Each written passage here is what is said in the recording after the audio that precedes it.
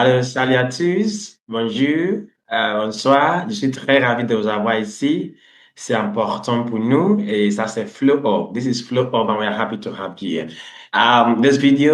Cette vidéo est dédiée à quelques étudiants chez moi, c'est important, mais vous pouvez apprendre assez de choses sur cette vidéo. Nous allons aborder deux verbes essentiels en français. On va voir comment ces verbes qui sont très importants nous aident généralement à peu fait assez d'expressions de s'exprimer de façon différente en français. I want to see how these two verbs we're looking at very soon help us to do quite a lot of things in French. Basically, we're looking at the two auxiliary verbs, les deux verbes auxiliaires, the two auxiliary verbs in French. And they are the verb être, the verb avoir. I want to see the conjugation of each of these verbs, number one. Number two, we're going to see their various usage, different independently. And then we're going to do a sentence where both of them can be used consecutively. So we have quite a lot to run through. Let's see if we can take them apart within five minutes for each of them. And then we're going to be using the textbook to run you through that. That is Grammaire Progressive en français. So right now, let's delve into the very first one, which is the usage of the verb être.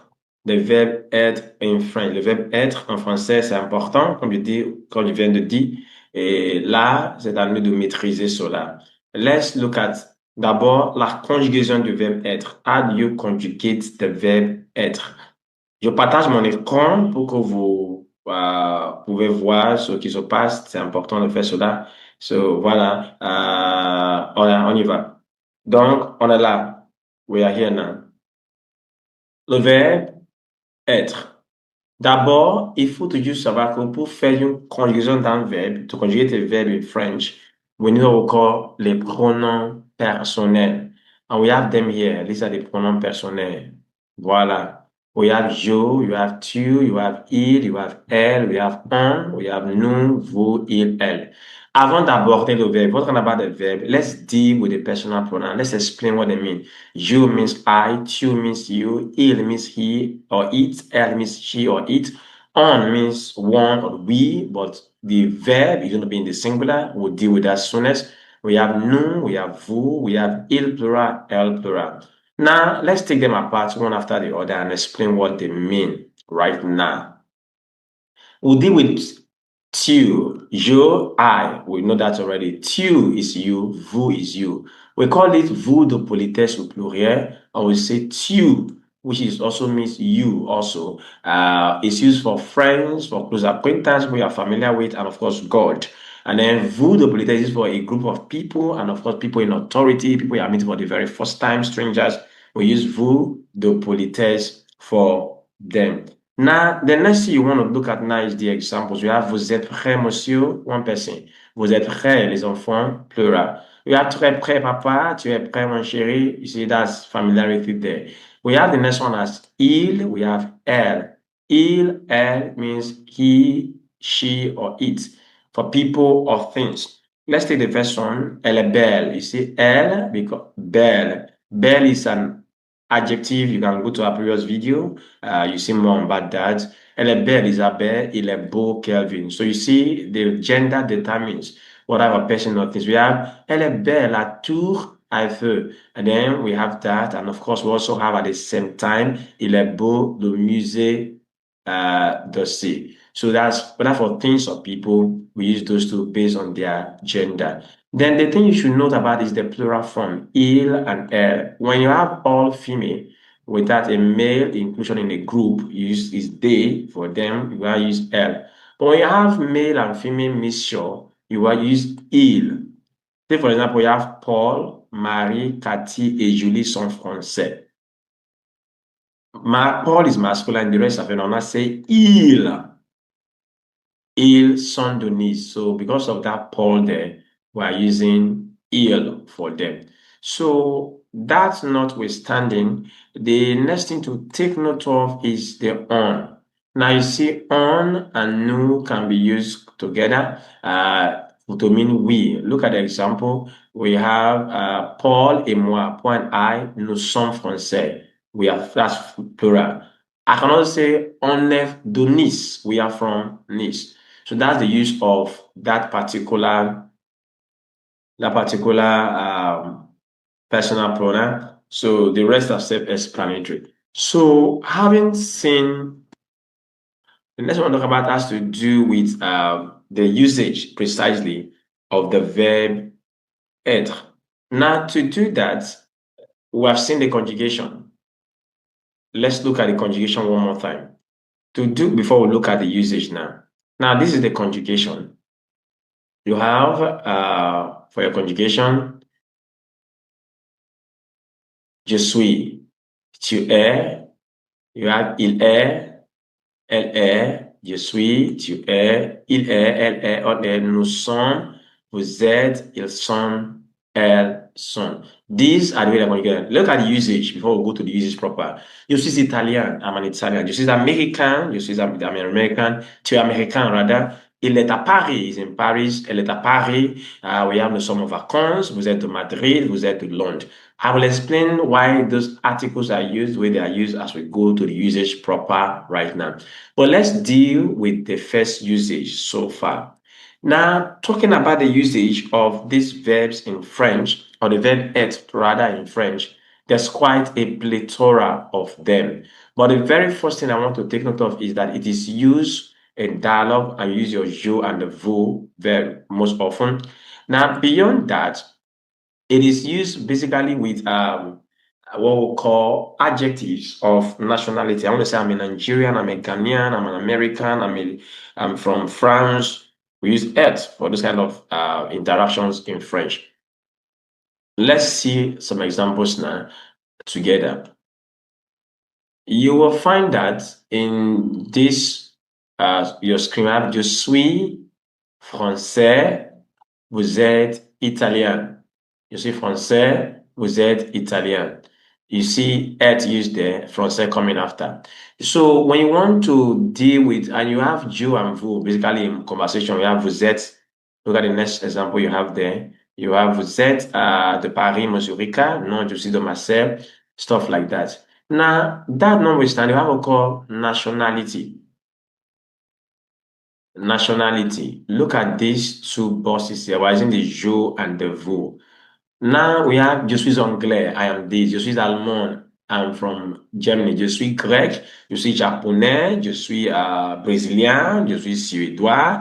I am from this, I am from this, I'm this nationality. Vous êtes espagnol, you are Spanish, vous êtes américain, vous êtes portugais, vous êtes russe, vous êtes australien, vous êtes hollandais. So you see, it is used, the verb être, number one usage is for nationality. Number 2, 3, and 4 usage is with prepositions a, do, and she. Now let's look at them together. When you look at this a or this do and she, when you use the verb être with them and then you add the name of cities or persons or another pronoun, they mean quite a lot in French. Take the first one a. A indicates one's current position, one's current city where somebody is dwelling. Let's say, for example, I am in Brazil. I would say je suis, where in Brazil precisely? Let's say Rio. Je suis à Rio. I'm at Rio. Now, we have je suis à Berlin. I'm at Berlin. Je suis à Londres. I'm in London. Je suis à Moscow. I'm at Moscow. I'm in Moscow. In Russia. Now we have je suis de Rome. When you now use do, whereas for I, you have your current location. Do talk about your origin. Je suis de Rome, je suis de Madrid, je suis de Lisbon. So that is it. But when you use she, it's with names of people or your other personal pronouns. It means you are in their house. For example, je suis chez Pierre, I'm at Peter's place. I'm with Peter. Je suis chez des amis, I'm with some friends, I'm with some friends. Je suis chez moi, I am in my place. That is, I'm at my house. These are the various usage. That's number 4 usage now of the verb être. Number 1 is the nationality. Number 2, for origin, using the provision are before names of cities. That's for location. Do for origin. Then you have she with people and the lives. So having seen these propositions and the usage of the verb être, it is instructive to note that the usage are so many, but I want to just draw your attention to something very soon. Let's look at some practical exercise now. on the usage of this verb être. How does it really work? So look at this exercise together now as we look at it. Let's say, for example, we have this question. The first one here, you have tu es célibataire. Tu es célibataire. That is, are you single or tu es marié? So this way, ES will be our answer as well. Je suis marié. Ta femme is third person singular. Ta femme est française. Non, elle, because it's related to the femme now, elle est espagnole comme moi. She's Spanish like myself. Ah, vous êtes espagnol de quelle ville? Nous sommes de Séville. We are from Sevilla. Mes parents aussi sont, because it's plural, espagnol. Mais ils, parents, male and female, ils sont de Barcelone. So this is just a practical exercise. You can play with it. It's on your screen there. As you go ahead, you can pause and play more with the rest of the exercise you're seeing for number 3, number 4, of course, and number 2. Now we have seen être. We have seen 4 uses of the verb être, but there's more. Right now, we want to look at how to identify things and present this. Beyond and also profession. So 3 more usage of the verb être we want to look at right now. Number 1, identification. Number 2, presentation. And number 3, profession. How do we deal with that in French? How do we say those things? How do I say I'm an engineer, I'm a banker, I'm a teacher, stuff like that. So we call it identification et la présentation. And what we are using is just the third person singular of the verb être, which is the est, eh. Let's deal with it together now and let's see how it works from our textbook we are dealing with. Okay. Right about now, as you have on your screen with you, we have c'est, we have il est. Now, this c'est you want to take note is actually derived from so, ce, then est. But because begins with a vowel, the e we have to go. We've dealt with stuff like that in our articles. Go back to our videos on nouns and articles, you'll see more examples. But look at this. We have c'est pour Mazo, c'est mon voisin. It's pour Mazo, it's my neighbor. Il est sympathique. For the first 2 sentences, it's just what we call identification. For the last one, it's called presentation. How does that work in French? How do we identify? How do we present? Let's take a look at the first one. Identification. We are doing it what? Identification. Now, pour identifier ou présenter une chose, une personne utilise c'est or ce sont. Now, I want to present somebody that, okay, this is so and so, this is my friend, this is this. I will say c'est for singular. C apostrophe est, c'est. Or I will say ce sont if it's plural. Now, the next thing that comes after that c'est and ce sont must be a determinant. It could be an article, it could be an adjective, and then that will actually introduce the noun. Take, for example, we have c'est un fruit, c'est mon voisin. It's a fruit, it's my neighbor. Ce sont des fruits, some fruit, ce sont mes voisins. That's the plural form. So you have so fully written because son, plural of the verb, is not beginning with a vowel. So these are the ways we do identification in French. Now, what about description? We use the same verb être, but we don't use so right now. We use il, impersonal pronoun, il, or you use elle, masculine, feminine. Take, for example, for description. We have this, like description. We have c'est mon livre. Look at the first part of the sentence. C'est mon livre. This one. In that sentence, c'est identifies. Now, we want to describe the book. When I say il, because book is masculine, est bleu. So what comes after the il est is going to be what we'll call an adjective. So like I said initially, there's more on adjective in our previous video. On adjective, watch it. You see quite a lot of things there. We have c'est une rose. That's what we call identification. We identify the object. Now, let's now present the rose now. Elle est belle. The same thing for c'est Peter, il est blond, and c'est Anne, elle est brune. These are very salient aspects but they are realities you face when you are dealing with the French language. That is how you present things. That's how you identify things. Now, with respect to profession, we also use the verb être to indicate profession. Now, let's look at it this way from our textbook again. I told you initially I was using grammar progressive because it's a very interesting textbook, just for reference sake while we're doing the teaching. We have la profession, profession. We have Paul est médecin, il est pédiatre. C'est un pédiatre renommé. Now you see, Paul est médecin, il est pédiatre. That is profession. Paul is a medic, is a doctor. What kind of doctor? Is a pediatrician. What kind of pediatrician? Is a renowned pediatrician. These three sentences here is what we're going to be discussing so far. But let's go down and deal with it decisively. Now, the very first thing is presenting a profession in French generally, you just put your verb être and personal pronoun. Je suis, I'm a teacher. I would say je suis professeur. Well, for example, Paul est professeur. Paul is a teacher. Il est anglais. Il est protestant. Il est marié. Just present the pen.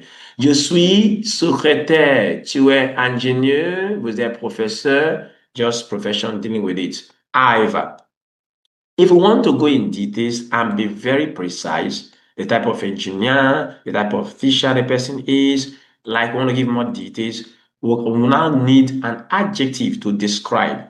And when we bring that adjective in, we are going to bring what we call a determinant, majorly an article. Take, for example, this sentence. Paul est un professeur exceptionnel.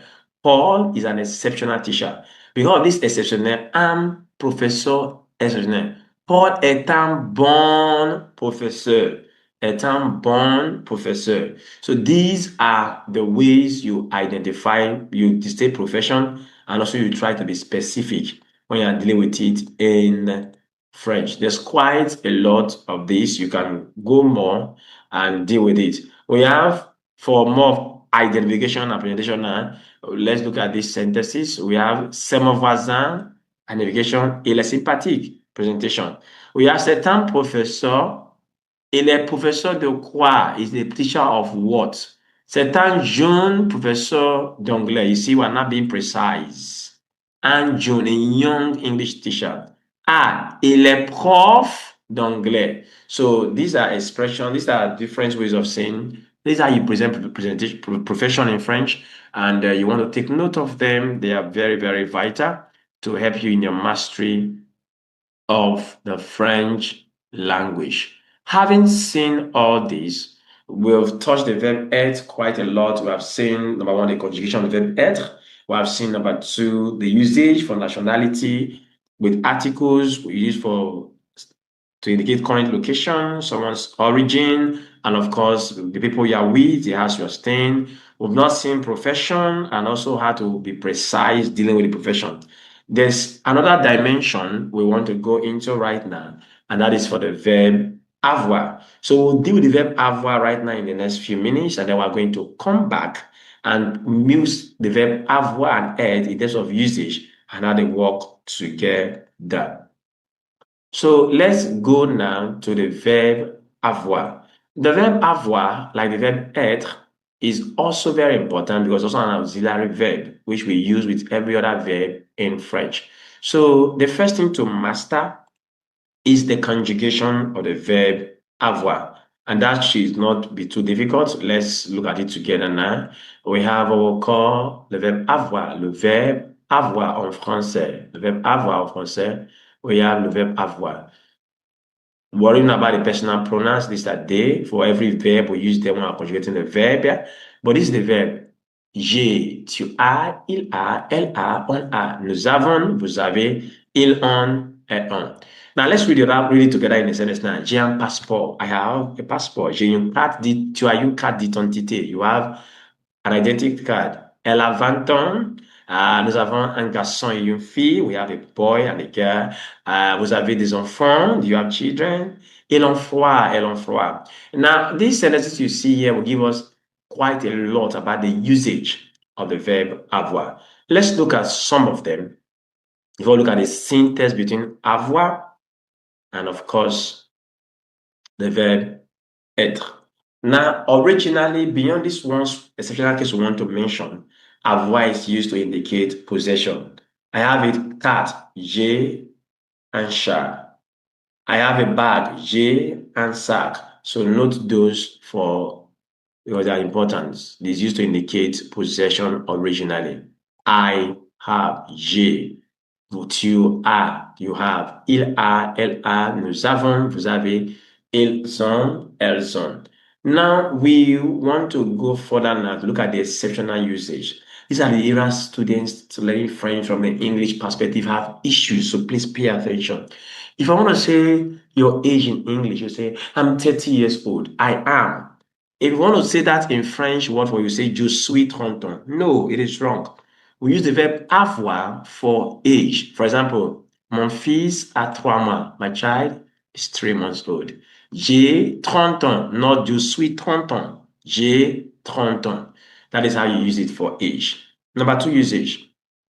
You want to express sensations of lack or pain. You use the verb avoir without an article most of the time. Take, for example, look at this whole section. We have j'ai chaud. It means I am hot. If you go with your English background, you will say just you say I am, je suis chaud. No. It's j'ai chaud, j'ai froid, j'ai faim, j'ai soif, j'ai sommeil, j'ai peur. J'ai besoin d'eau, I need of. J'ai envie d'eau, I feel like. J'ai mal à la tête, that's pain. J'ai mal au dos. So these are various ways we express sensations of lack and pain in French. Instead of the verb être, which translates to be in your English background, as an Anglophone, we use the verb avoir for these in French. So we have seen the meaning of avoir, the conjugation. We have seen the first usage, which is to indicate possession. Now for the exceptional usage, it indicates age and, of course, sensations of lack and of pain. Are there more to read? Of course, we have quite a lot more. I will just touch briefly on some few ones, and then we'll go to a synthesis of avoir and être together. Now, let's look at more usage of the verb avoir, especially when it relates to parts of the body and the use of, well, how we use avoir and definite articles to be precise. Take, for example, we have in these sentences in your screen right now. You have elle a les yeux bleus. We have the verb a here.